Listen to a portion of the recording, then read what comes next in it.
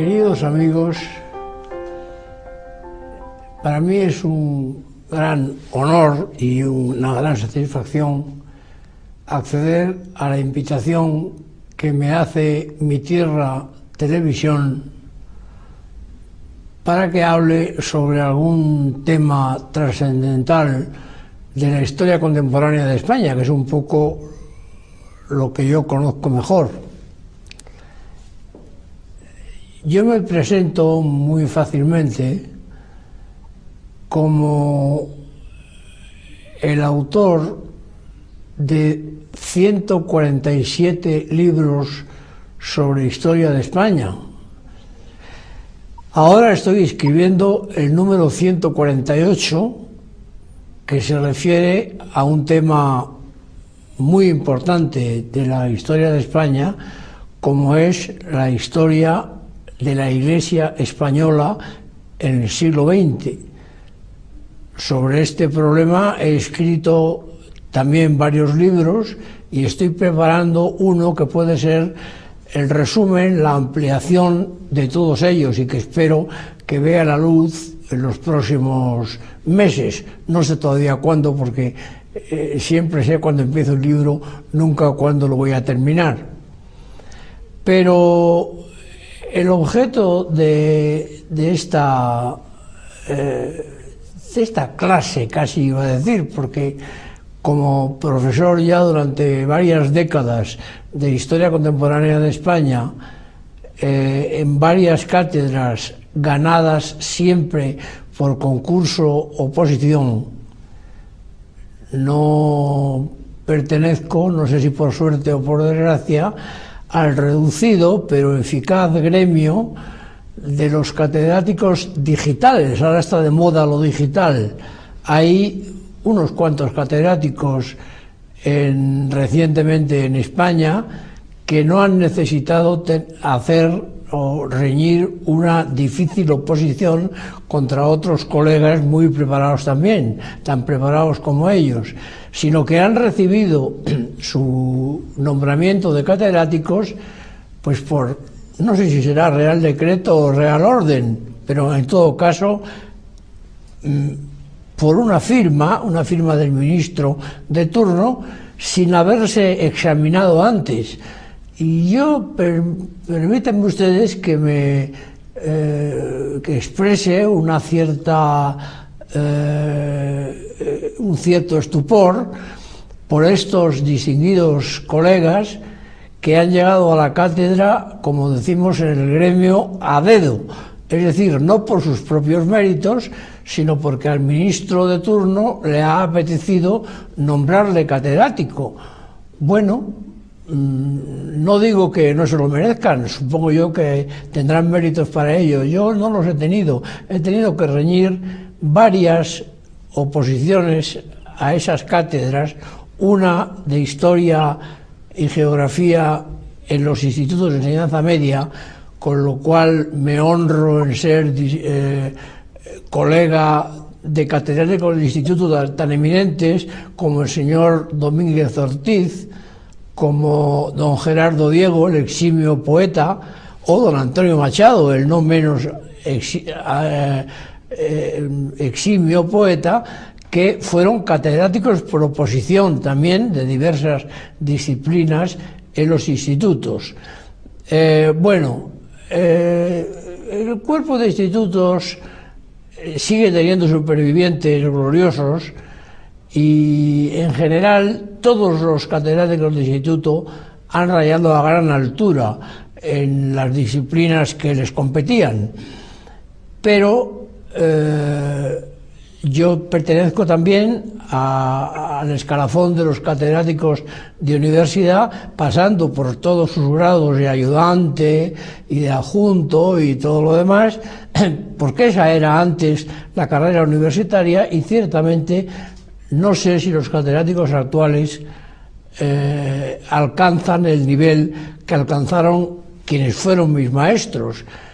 Yo me precio en ser discípulo de un Claudio Sánchez Albornoz, a quien creo el historiador más importante que escribió sobre la España anterior al siglo XX, en el cual vivió y murió, del profesor Vicente Palacio Atar, que es uno de los que sobreviven, del profesor José María Jover, de una pléyade gloriosa de catedráticos de universidad que han hecho la historia de España que yo estudié y que yo luego he procurado ampliar en las zonas que me competían por vocación o por conocimiento.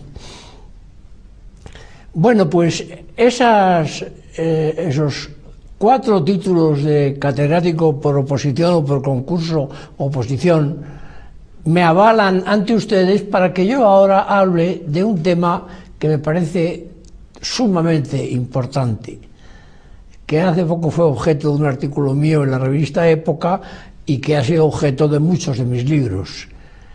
El artículo se titulaba La otra memoria histórica. Ahora se habla mucho de memoria histórica y yo, como catedrático de historia y como autor de 148 libros de historia que están ahí, están sometidos al juicio público que en cuanto a su difusión, a su venta totalmente libre en las librerías, ha sido muy alentador para mí.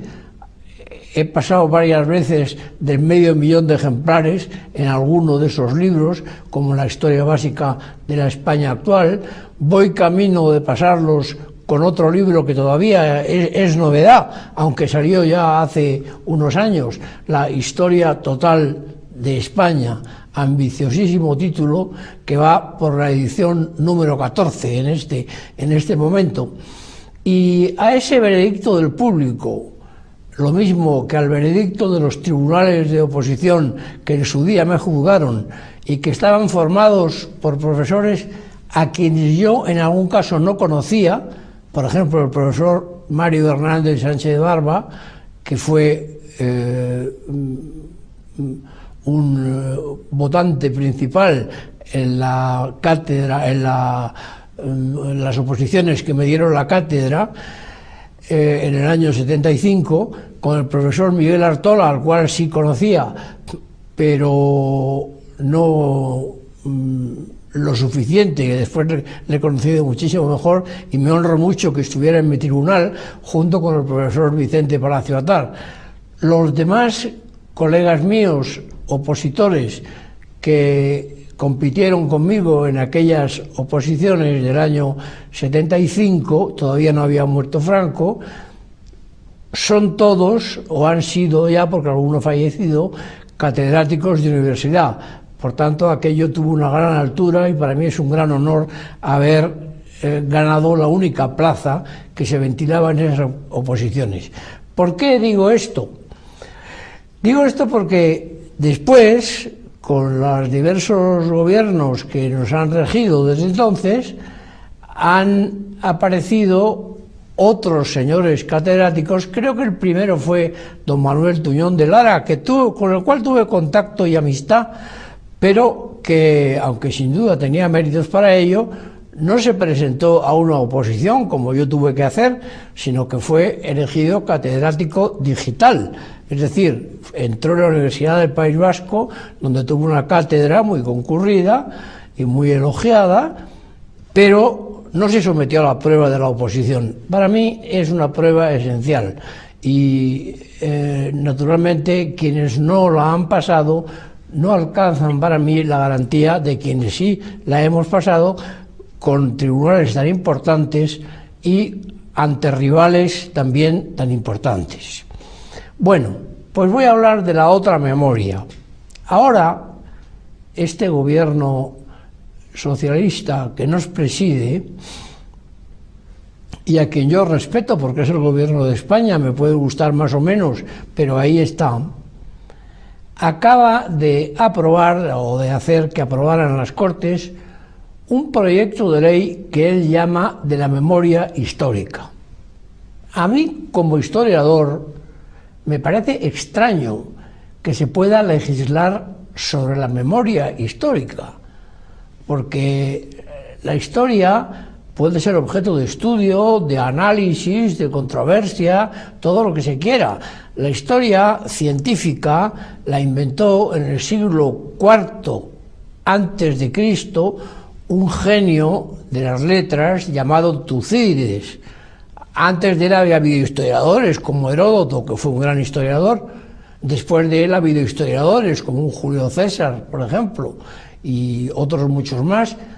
Pero nadie como Tucídides, creador de la historia científica, en su maravillosa historia de la guerra del Peloponeso, en la cual él fue un estratega, es decir, un capitán general del ejército ateniense, elegido por el pueblo ateniense. Fue estratega, combatió en algunas batallas importantes anfibias, navales y terrestres de esa guerra del Peloponeso, que se riñó en el siglo IV antes de Cristo, y fue un general derrotado al final, porque después de muchos avatares, y él era un general excelente, él trató de reconquistar la colonia ateniense de Anfípolis, amagó un desembarco, parece que ganaba, pero al final fue derrotado por los enemigos de Atenas. Entonces fue destituido, sufrió el ostracismo y en lugar de lamentarse de su mala suerte, que evidentemente la tuvo, lo que hizo fue explicar lo que había sido aquella guerra. ¿Cómo lo explicó? Pues yendo a los campos de batalla, a los sitios donde la guerra se realizó, a las ciudades que la habían protagonizado. Conoció el lugar de las batallas, a muchos de los soldados que habían combatido en ella, a otros que murieron en ella también los conocía. Y sobre todo recabó la mayor cantidad de documentos orales y escritos que pudo para darnos una versión de la guerra del Peloponeso que ha quedado desde entonces como modelo de la historia científica, de la historia objetiva, de la historia real, auténtica, que hoy seguimos estudiando según las pautas que él nos legó. Bueno, pues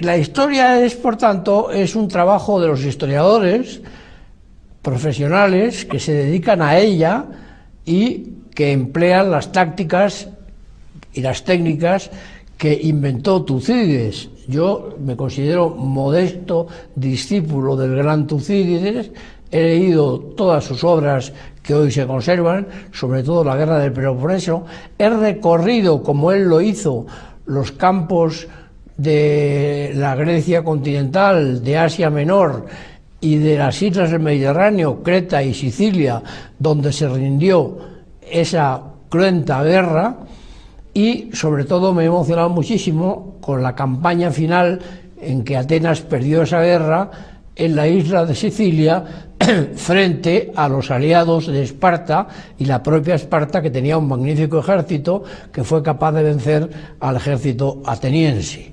Con la toma de Siracusa por los espartanos terminaba la guerra del Peloponeso, y que es el monumento histórico más importante de la humanidad.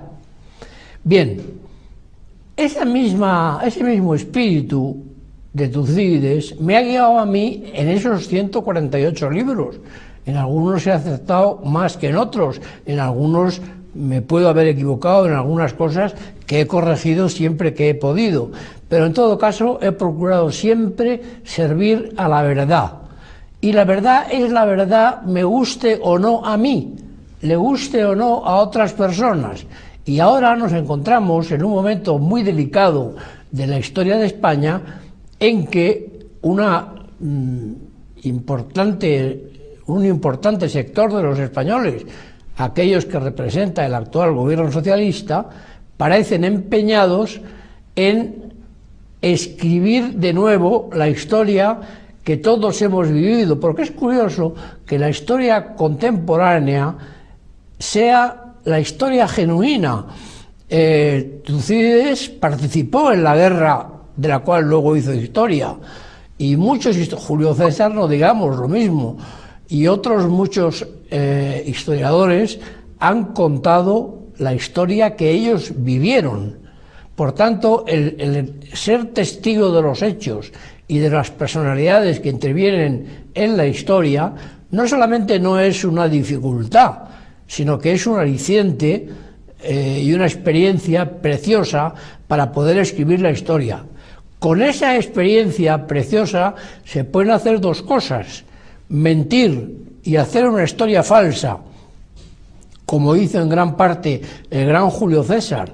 Publicó una historia desde un propósito de propaganda. Él utilizó la historia para subir en la política y para llegar al primer puesto de la República Romana. Desde ese puesto él quiso saltar ya al Imperio Romano, quiso ser emperador en el sentido moderno, no en el romano de la palabra. Imperator en Roma era el jefe del ejército. Emperador en el sentido moderno, en la Edad Media por ejemplo, era un personaje que imitaba más bien que a los héroes de la República Romana, imitaba a los protagonistas del Imperio Romano posterior a César, que quiso inaugurar César, que no pudo porque fue asesinado por Bruto y sus compañeros bajo una estatua en el propio Senado de Roma, y ya no consiguió, como él quería, ser el emperador en sentido moderno de Roma, con la reina, la bellísima reina de Egipto, Cleopatra, como su esposa. Después de repudiar a su esposa romana, Calpurnia, él se quiso casar con Cleopatra y convertirse los dos en los emperadores absolutos de todo el Imperio Romano. Estuvieron a punto, tuvieron un hijo llamado Cesarión, que estaba destinado a ser el sucesor de César y de Cleopatra, es decir, de Oriente y Occidente, bajo el nuevo Imperio Romano que creó Julio César. Pero no llegó a tiempo, porque el puñal de Bruto y sus compañeros le cerró el camino. Pero fue un sobrino de Julio César, Octavio César Augusto, el que sí creó, bajo formas republicanas que no engañaban a nadie, fue el que inauguró y creó el Imperio Romano ya en sentido moderno, es decir, un imperio totalitario, absoluto, que mantuvo las instituciones republicanas, pero como una simple sombra de lo que fueron. Y luego vinieron todas las dinastías romanas, la del propio Augusto con Tiberio, Calígula, Claudio y Nerón. Luego después las demás dinastías del Imperio Romano, hasta llegar a la época final, a principios del siglo V, en que después de la muerte de Teodosio, el emperador romano, cristiano e hispánico, español, nacido en Itálica, la ciudad romana próxima a Sevilla, Teodosio, cuyos dos hijos, Arcadio y Honorio, pues representaron la agonía del imperio. Arcadio recibió el imperio de Oriente, dividido por su padre, Honorio el imperio de Occidente. El imperio de Occidente fue rápidamente sumergido por los bárbaros del norte, que se apoderaron de él. El imperio de Oriente subsistió como imperio romano hasta el año 1453, en el siglo XV, en que fue ocupada su capital, Constantinopla, por los turcos y terminado el Imperio Romano de manera total. O sea que duró el Imperio Romano hasta el siglo XV de nuestra era. Bueno, entonces Julio César hizo una historia, los comentarios a las guerras de las Galias y a la guerra de España, pero hizo una historia falsa, la historia de Julio César, maravillosamente escrita, es la que Julio César hubiera querido que existiera, pero no existió. Fue un invento de Julio César, fue una falsedad continua, fue una historia hecha a base de la propaganda que se hizo el propio Julio César, que utilizó esa historia para subir políticamente y llegar a la máxima magistratura de Roma. En cambio, Tucídides no. Tucídides hizo una guerra que él perdió, que él había ayudado primero a ganar y luego a perder definitivamente, y pone en esa historia lo bueno y lo malo, los triunfos y los fracasos. Acaba con una terrible batalla, la batalla de las Epipolas en Sicilia, que supuso la derrota final de la gran Atenas y el triunfo final de la también grande, aunque por otros motivos distintos, Esparta. Yo soy partidario de Tucídides, no de Julio César, cuya historia, también la de Julio César, la he leído copiosamente, he recorrido sus escenarios y he comprobado sus mentiras, porque es que realmente no dice una palabra de verdad. Él, por ejemplo, asesina a 1 millón de helvecios, los antiguos suizos, los habitantes de la Helvecia que él conquistó en la guerra de las Galias, precisamente, y él asesinó a 1 millón de helvecios, prisioneros de guerra o capturados en esas guerras. Bueno, Tucídides no fue un asesino y no tiene que, por tanto, no miente al relatar sus campañas. Julio César, de sus campañas, relata lo heroico, lo positivo, sus dotes de gran general, indudablemente, tanto en Helvecia como en las Galias, como en España. La primera batalla del Ebro la da Julio César y la gana en los mismos lugares en que se dio la gran batalla del Ebro en nuestra guerra civil, cosa que la gente no suele saber. Y sobre la batalla del Ebro hay 2 versiones, la que damos nosotros ahora, que está muy conforme a la verdad, y la que dio Julio César para su exaltación, y ahora en la nueva memoria histórica que quiere el gobierno socialista, pues se da en una versión mucho más parecida a la mentira de César que a la verdad de otros historiadores que hemos estudiado esa batalla muy de cerca, en todas sus cotas, con todos sus mapas, y que llegamos a conclusiones diametralmente opuestas a la otra batalla del Ebro que nos quieren colar ahora de manera falsa. Bueno, he presentado antes mis credenciales como historiador porque quiero decir que esa memoria histórica, de la cual además, como digo, hay una ley que todavía no se ha discutido en las Cortes. Vuelvo a decir que yo creo que una Cámara Legislativa no tiene ninguna legitimación y ninguna autoridad para crear una ley histórica. Lo mismo que yo en este momento, cuando era legislador en las Cortes, sí tenía una parte de autoridad para presentar enmiendas, algunas que fueron aprobadas, para enmendar a la propia Constitución, cosa que hice en 6 ocasiones, y otros proyectos de ley que voté a favor o en contra y que luego salieron bien o salieron mal según la votación. Pero yo como legislador no se me ocurrió, yo también era historiador, no se me ocurrió dictaminar sobre la historia de España y decir cómo había sido la batalla del Ebro.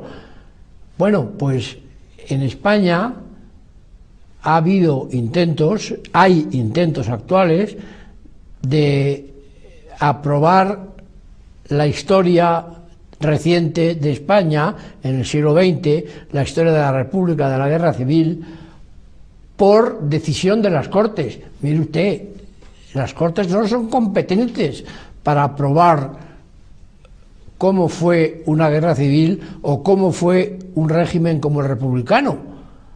De ninguna manera. Las Cortes son competentes para hacer las leyes debatirlas, discutirlas y aprobarlas o rechazarlas, pero no son de ninguna manera competentes para decir que la guerra española pues se hizo por un golpe militar fascista. Esto es una ley, un proyecto, una proposición no de ley exactamente, votada en Cortes. Yo ya no estaba en esas Cortes. Si hubiera estado en ellas, hubiera por supuesto votado en contra y además hubiera clamado en el desierto o no, diciendo que eso de que el pronunciamiento militar que en parte dio origen a la guerra civil fue un golpe militar fascista, pues mire usted, ni fue un golpe, ni fue solamente militar, ni tuvo que ver nada con el fascismo. Estoy completamente en desacuerdo como historiador de lo que las Cortes dictaron hace unos años, sin ninguna atribución para ello.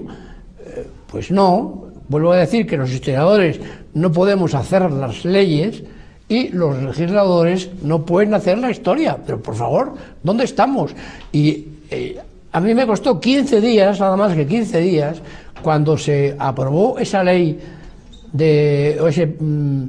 esa proposición no de ley, diciendo que el alzamiento nacional del 36 había sido un golpe militar fascista.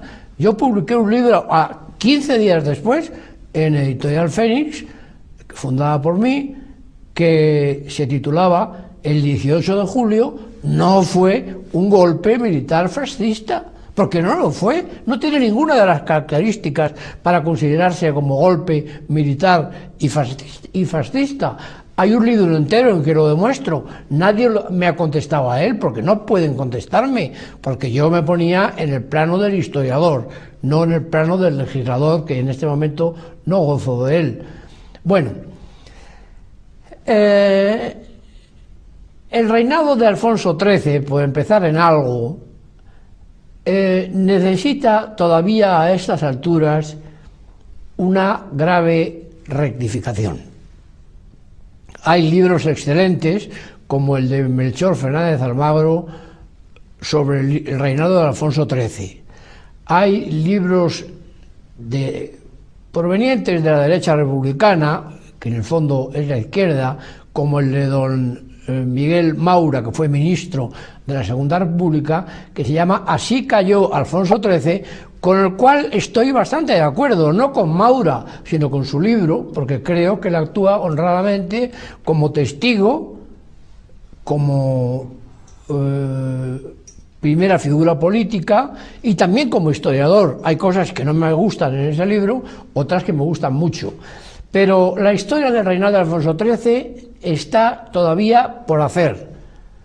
Yo voy a presentar esta misma semana o la semana que viene, no sé cuándo es, en Madrid, un libro escrito y dictado, mejor dicho, por un hijo de don Alfonso XIII, que ahora es infante de España, que antes no tenía reconocido este título, ahora ya el Supremo se lo ha reconocido, don Leandro Alfonso de Borbón y Ruiz Moragas. Es hijo de Alfonso XIII, que lo tuvo fuera del matrimonio, con una bellísima actriz.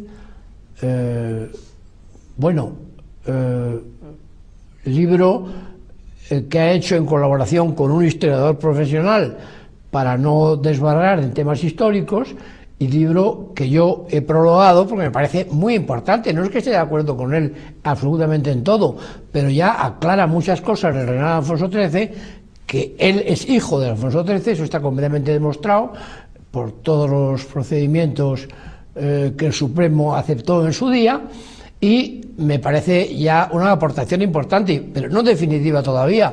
Creo que todavía el gran libro sobre la vida y la obra de don Alfonso XIII está por escribir. Ha habido ensayos muy importantes del profesor Palacio Atar, del profesor Seco Serrano, ha habido ensayos muy importantes, pero la gran historia de Alfonso XIII está todavía abierta y por hacer. Los documentos, casi todos en el archivo de Palacio, casi todos, no solamente ahí, pero casi todos están ahí. Bueno, pues ahí hay un camino para los historiadores.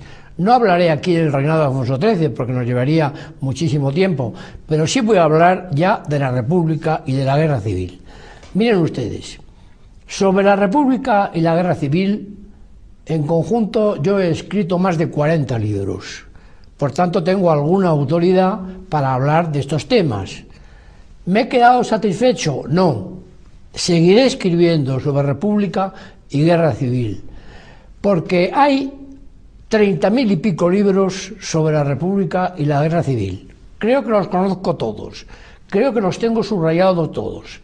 Además de libros hay millones de documentos periodísticos y no periodísticos en varios archivos españoles y en varios archivos extranjeros, en varias grandes bibliotecas españolas. Por ejemplo, la Biblioteca Nacional es la más importante en este aspecto. Pero hay además muchísimos documentos que están en el Servicio Histórico Militar, actualmente en Ávila, antes en Madrid, en la calle Mártires de Alcalá, leído por mí en gran parte, y hay muchos libros fundados en esos documentos de manera muy acertada o menos acertada. Bueno, la historia de la República, hay ahora un movimiento de volverla a escribir y de manera pésima, falsa. Hay historiadores que se han dedicado a hacer una historia contra la República y otros que se dedican a hacer una historia desaforada a favor de la República. Bueno, yo creo que la República Española sigue sin tener su historia. Muchos hemos intentado hacerla, algunos seguramente hemos acertado en algunas cosas. Yo resumo un poco mi posición. Miren ustedes, la República Española todavía tiene su gran historia por hacer. Y que eso lo diga un historiador de los que ha intentado hacerla, lo digo con una gran carga de humildad, pero también de realismo. La República Española se presenta ahora, por la actual línea gubernamental socialista, como un prodigio de democracia, pero la República no fue democrática. La República nació de unas elecciones falseadas. Yo ya había nacido y me acuerdo de aquellas elecciones, aunque tenía 5 años, pero no importa. El recuerdo infantil es muy poderoso. Mi abuelo era ministro en el último gobierno de don Alfonso XIII, y cuando celebraba con los demás ministros presididos por el rey en Palacio el último Consejo de Ministros de la monarquía, él se llevó una sorpresa enorme al enterarse en ese Consejo de Ministros, lo cuenta en sus memorias, Notas de mi vida, se llevó una sorpresa enorme al ver que el rey y sus ministros liberales habían entregado ya la monarquía a los partidarios de la República. Esto es increíble. Aquellas elecciones que se hicieron en abril de 1931 no se habían hecho para decidir entre monarquía y república. No eran entre republicanos y monárquicos, de ninguna manera. Eran unas elecciones municipales para decidir el nombramiento de 80.000 concejales en los ayuntamientos, que luego cada uno en su ayuntamiento elegiría a su alcalde, y esos alcaldes pues regerían los municipios. Esto fueron las elecciones del 31. Para nada se trataba de monarquía o república. Segundo, esas elecciones se habían celebrado en una primera convocatoria, se habían celebrado con una finalidad de elegir a los concejales que pertenecieran a una sola lista. Es decir, en muchos ayuntamientos los republicanos no se presentaron, en otros muy pocos, los monárquicos tampoco. Bueno, pues en los ayuntamientos en los que se había presentado solo una lista, la ley electoral vigente, que fue la que regió aquellas elecciones, dictaminaba que esa lista única era la vencedora y era la que se proclamó. Bueno, en la prensa se publicaron los resultados, esto fue el 12 de abril, los resultados de esas elecciones parciales en los ayuntamientos que solo presentaban una lista. Y en esas elecciones, los resultados publicados en la prensa y aceptados por el gobierno fueron 22.000 concejales monárquicos y menos de 5.000 republicanos. Fíjense ustedes qué paliza.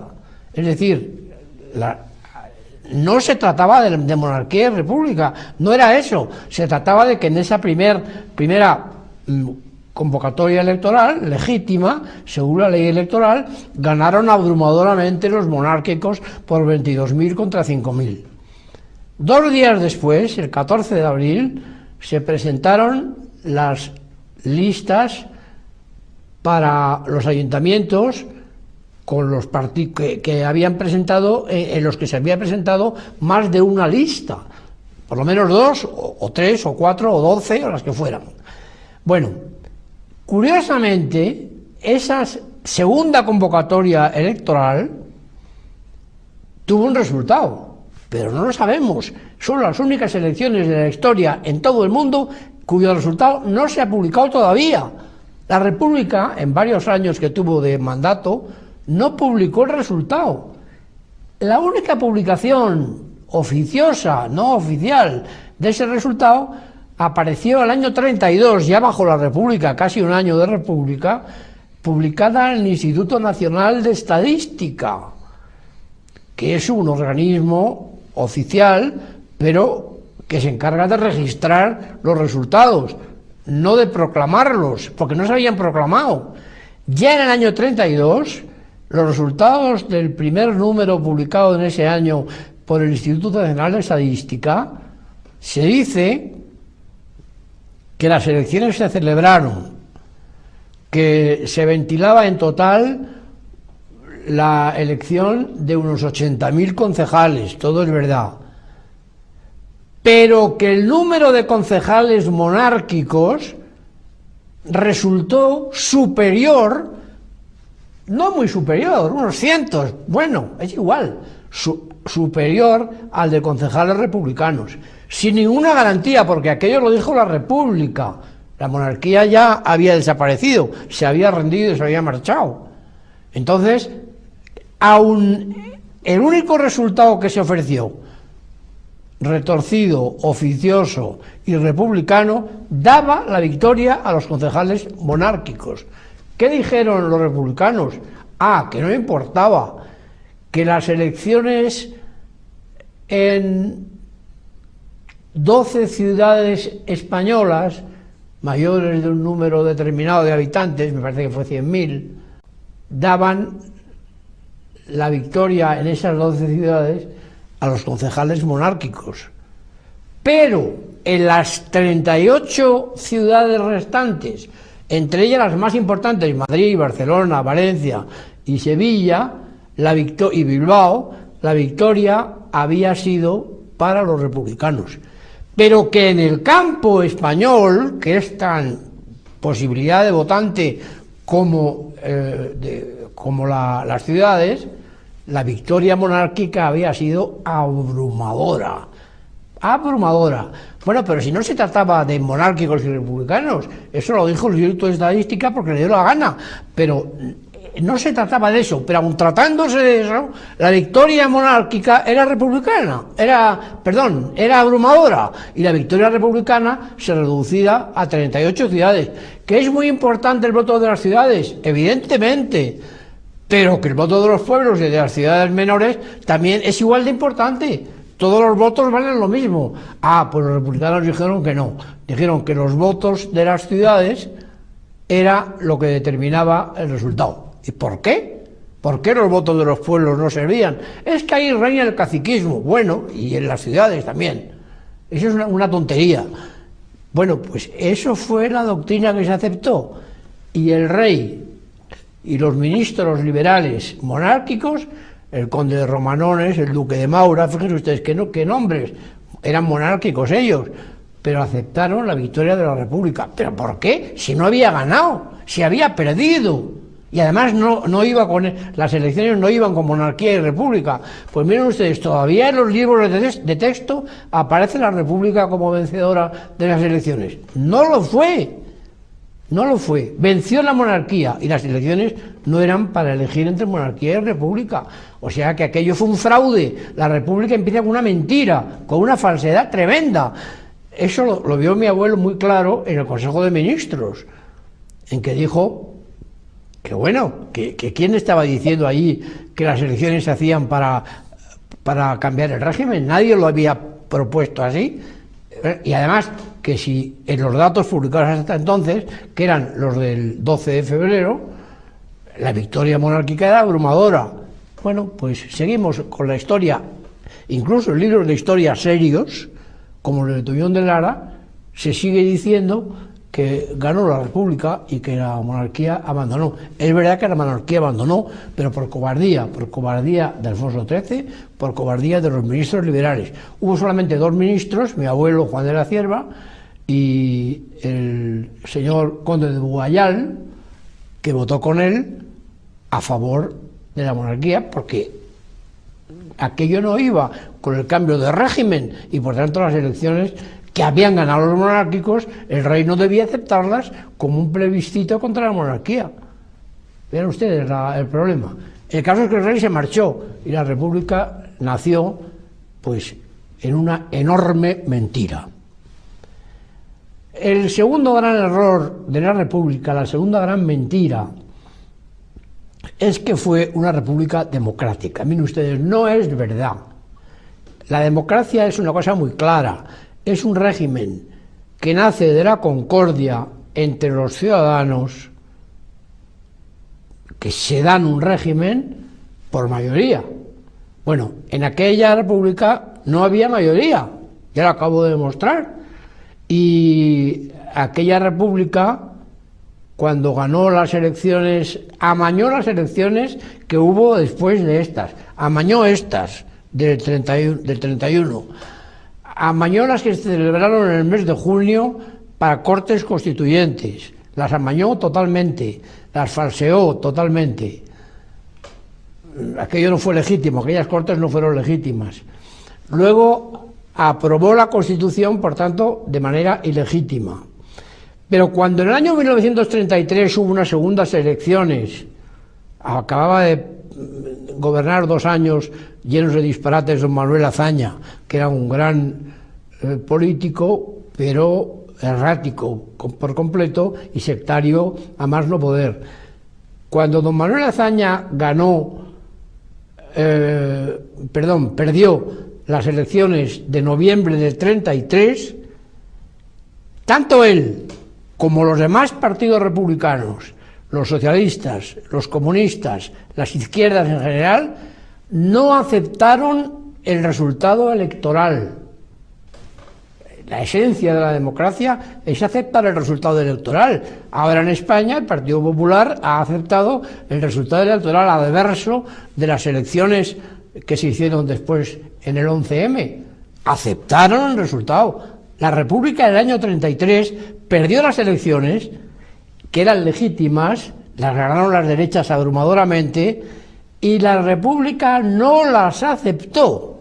Los republicanos dijeron que no, y se sublevaron en Cataluña, en muchas calles de España, en Madrid, por ejemplo, en Cuatro Caminos estuvo tomada por ellos, y sobre todo en Asturias una revolución socialista y comunista y anarquista que duró 15 días con 1.500 muertos en el presunto enemigo.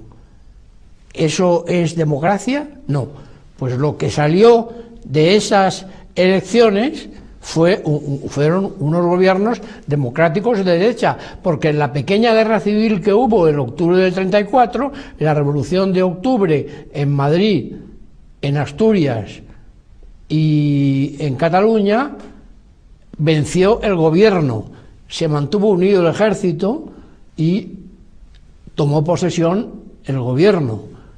Y por tanto, aquel gobierno de centro derecha que gobernó del 33 al 35 fue un gobierno legítimo de centro derecha que hizo una legislación conforme a sus votantes y al cual los gobernantes de la izquierda no reconocieron.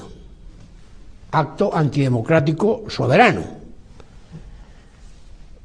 Llegan las elecciones terceras de la República en el mes de febrero de 1936.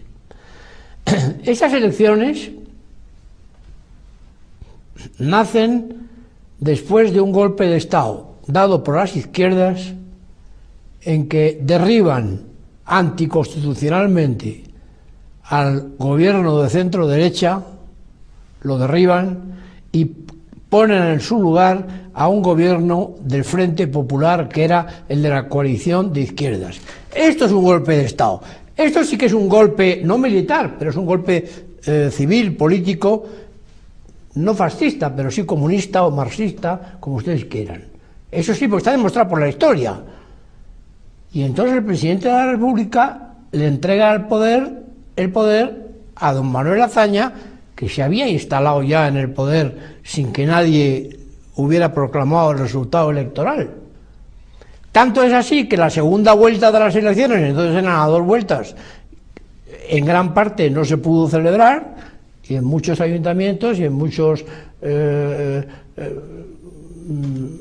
cabezas de partido y capitales de provincia no hubo segunda vuelta. Aquello era ilegal, netamente. Pero además el gobierno que se creó era un gobierno del Frente Popular, era un gobierno en cuya comisión de actas don Indalecio Prieto, que era el presidente, ayudado por el Partido Nacionalista Vasco, que el 33 había votado a favor de las derechas, porque era de derechas y católico, y en el 36, por obtener la autonomía que le habían prometido las izquierdas, favoreció y votó a las izquierdas, pues el PNV y el PSOE copaban la comisión de actas, suprimieron las actas que les dio la gana pertenecientes a las derechas, quitaron actas a todos los diputados de derechas que les vino en gana y convirtieron una mayoría reducida, que no era de ninguna manera absoluta y que faltaba la segunda vuelta, que no sabemos lo que hubiera pasado, la convirtieron en mayoría absoluta, falsa y aplastante. Eso fueron las elecciones de febrero de 1936. Está demostrado, yo en mi libro que he citado antes, el 18 de julio no fue un golpe militar fascista, lo vuelvo a demostrar por si hiciera falta. El gobierno del Frente Popular fue, por tanto, ilegítimo. No tenía legitimidad ni de ejercicio ni de origen. Se dedicó a toda clase de tropelías y desmanes. Cambió las actas favorables a la derecha y las convirtió en una victoria de la izquierda absoluta que no se había dado de ninguna manera. Fomentó el desorden público que fue, caótico. Ahora a veces se dice que estamos en una posición como el Frente Popular. Afortunadamente no. Ahora hay desmanes, hay cale borroca y cosas de esas. Aquello era en toda España, pero con muchos más asesinatos. Ahora, gracias a Dios, parece que, ha habido 2 asesinatos en Barajas, pero según dicen sus responsables, aquello fue contra su voluntad. Yo no me lo creo, pero el caso es que ha habido nada más que 2 últimamente, entonces eran todos los días asesinatos políticos, asesinatos de sacerdotes y de religiosos. Algunos de ellos están ya beatificados y canonizados por los 2 últimos papas. Bien, lo que está claro es que el periodo del Frente Popular fue ilegítimo, caótico y provocó que el líder de la oposición, que era don José María Gil Robles, un gran político que sí se comportó democráticamente, dijera en las Cortes de la primavera del 36, que yo he llamado primavera trágica: señores de la mayoría, esta nación, por lo menos la mitad de la nación, no se resigna a morir, y vosotros la estáis matando. Aquello fue prácticamente una declaración de guerra por parte del líder democrático de la oposición democrática al gobierno no democrático.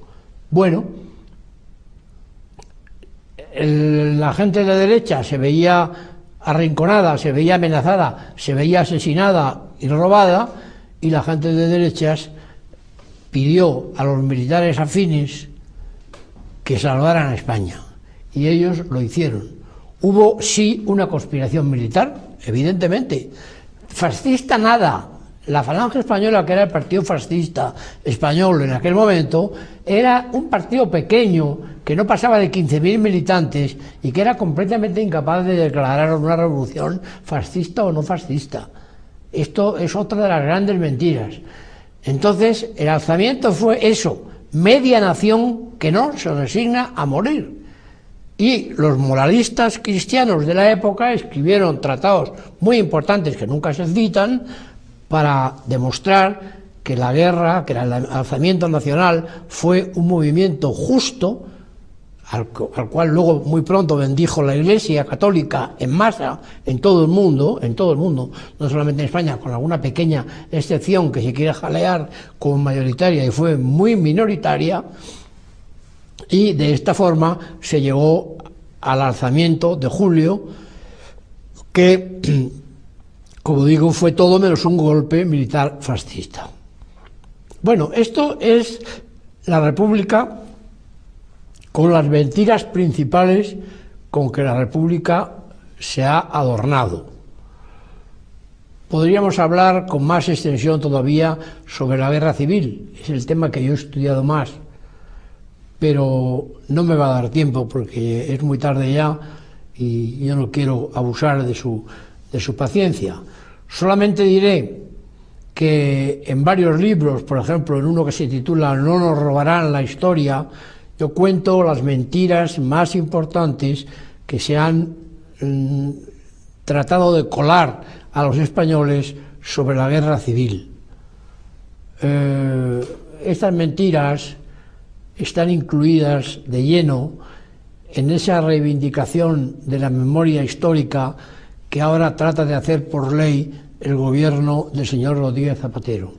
Vuelvo a decirlo, un gobierno no tiene ninguna autoridad para dictaminar sobre sucesos históricos que ocurrieron hace 70 años.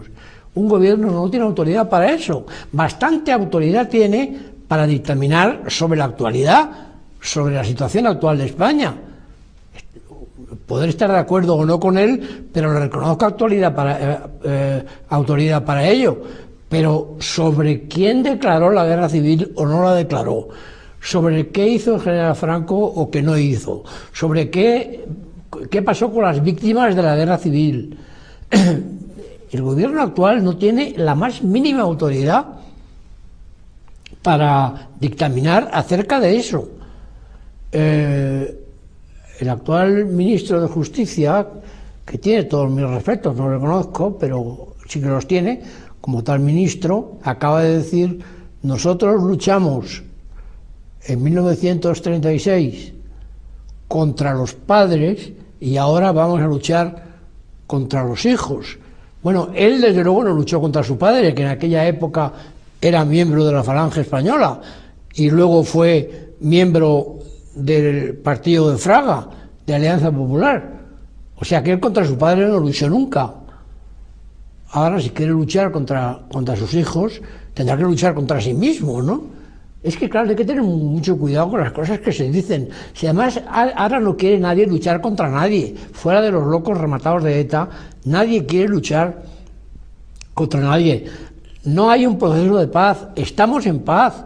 Lo que hay en el País Vasco no es paz, es preparación a la guerra, es terrorismo más o menos larvado. En fin, es que hay una frase famosa de George Orwell, que se llamaba Eric Blair, como el actual primer ministro, aunque no tenga nada que ver familiarmente, de Gran Bretaña. George Orwell escribió un famoso libro, 1984, en el cual él estuvo en la Guerra Civil Española, quiso ser voluntario comunista, no pudo entrar en las brigadas internacionales y entró en el Partido Obrero de Unificación Marxista, pero era absolutamente rojo. Luego, en España, se dio cuenta de lo que era el comunismo, renegó de él y escribió libros maravillosos, anticomunistas, como Rebelión en la Granja y como 1984, que es su obra más importante, en la cual él imagina al Gran Hermano, que luego ha salido en los programas de televisión, es decir, al gran poder de las izquierdas revolucionarias, es el Gran Hermano, que tiene una capacidad de vigilancia absoluta sobre todos los habitantes del globo, controla a todos los continentes y tiene una doctrina que se llama el nuevo lenguaje, cuya síntesis son esas tres proposiciones. La guerra es la paz, la verdad es la mentira, la libertad es la esclavitud. Es decir, todo es al revés. Es la tesis que se llama el nuevo lenguaje, el New Speak, que decía él, y el nuevo lenguaje que utiliza la izquierda universal contra los grupos liberales o conservadores que no se pliegan a sus designios. Bueno, la guerra es la paz, la mentira es la verdad, la libertad es la esclavitud. Este es el lenguaje de Orwell, y este, que me perdone el actual gobierno, es el lenguaje en que está redactada realmente la ley de la memoria histórica y en que está redactada la disposición aquella absurdamente respaldada por el propio Partido Popular, que no votó en contra, de que el 18 de julio fue un golpe militar fascista. No es verdad, es falso, es mentira, pero como la mentira es la verdad, pues esta es la verdad.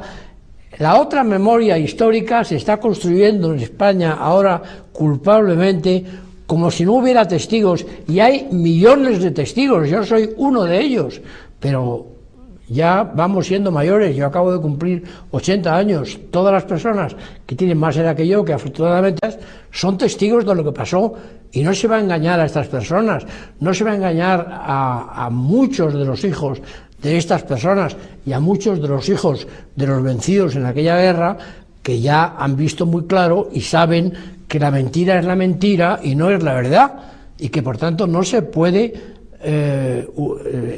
reescribir con la mentira una guerra de España que se libró como se libró y que fue ganada por el general Franco y el centro derecha en España, y en el cual había una buena parte de la izquierda. Y eso está ahí, y eso lo hemos defendido en miles de libros quienes creemos en la profecía de Orwell, que se ha cumplido plenamente. Ahora el comunismo, que era el punto de llegada de la profecía de Orwell, se ha hundido en la Unión Soviética y fatalmente acabará hundiéndose en China.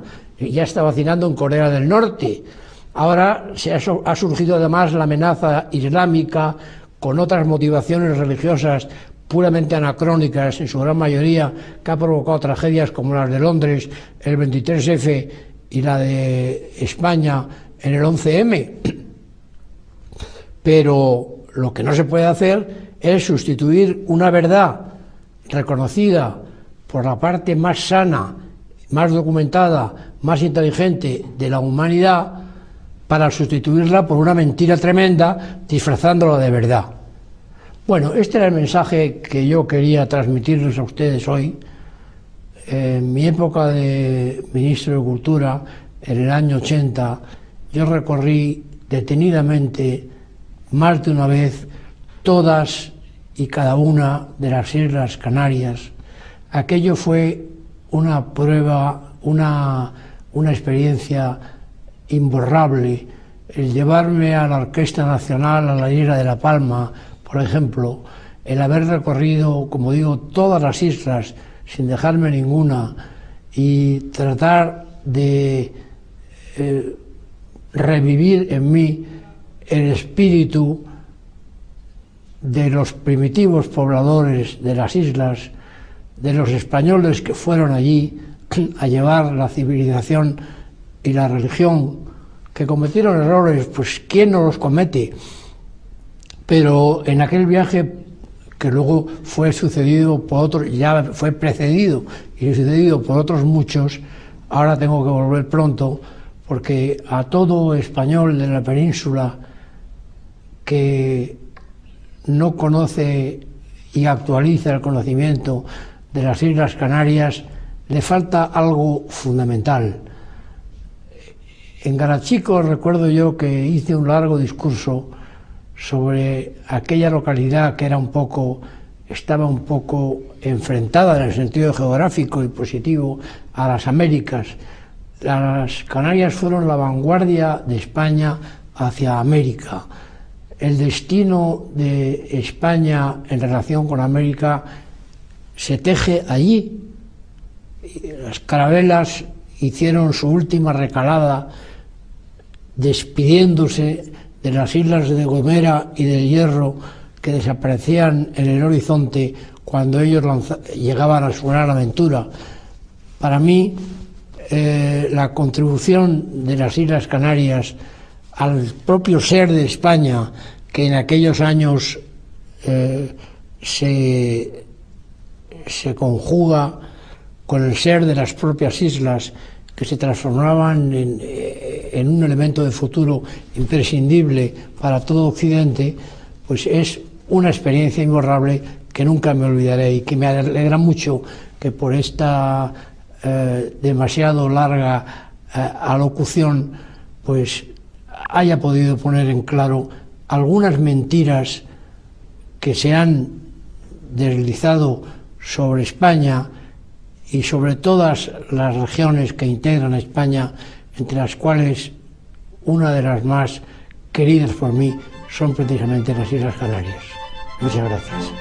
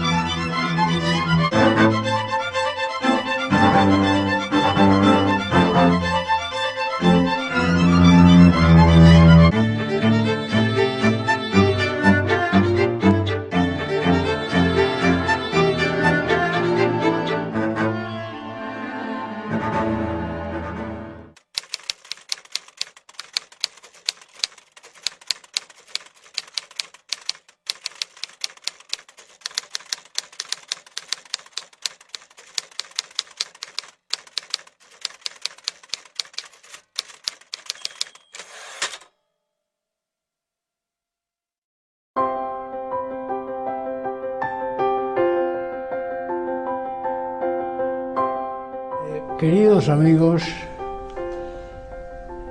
para mí es un gran honor y una gran satisfacción acceder a la invitación que me hace Mi Tierra Televisión para que hable sobre algún tema trascendental de la historia contemporánea de España, que es un poco lo que yo conozco mejor. No los he tenido que reñir varias oposiciones a esas cátedras, una de Historia y Geografía en los institutos de enseñanza media, con lo cual me honro en ser colega de catedráticos de institutos tan eminentes como el señor Domínguez Ortiz, como don Gerardo Diego, el eximio poeta, o don Antonio Machado, el no menos eximio poeta, que fueron catedráticos por oposición también de diversas disciplinas en los institutos. El cuerpo de institutos sigue teniendo supervivientes gloriosos y en general todos los catedráticos del instituto han rayado a gran altura en las disciplinas que les competían, pero yo pertenezco también al escalafón de los catedráticos de universidad, pasando por todos sus grados de ayudante y de adjunto y todo lo demás, porque esa era antes la carrera universitaria, y ciertamente no sé si los catedráticos actuales... yo me presento muy fácilmente como el autor de 147 libros sobre historia de España. Ahora estoy escribiendo el número 148, que se refiere a un tema muy importante de la historia de España, como es la historia de la Iglesia española en el siglo XX.